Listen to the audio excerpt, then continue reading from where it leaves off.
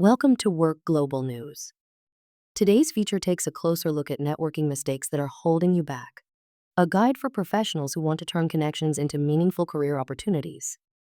Networking is often called the key to career success, but many people unknowingly make small mistakes that can cost them big opportunities.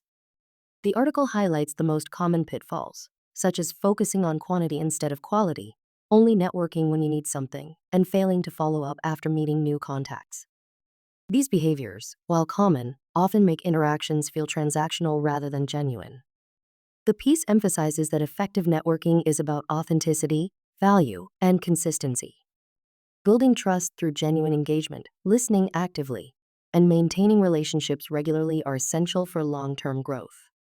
The article also stresses the importance of clarity, knowing your value and being able to communicate it confidently, as well as maintaining a strong online presence to reinforce your professional brand. Ultimately, networking isn't about collecting contacts. It's about cultivating connections. By being intentional, consistent, and authentic, professionals can transform casual interactions into lasting relationships that truly advance their careers. This has been your WORxK Global News Update. Stay tuned for more insights to help you lead, grow, and succeed.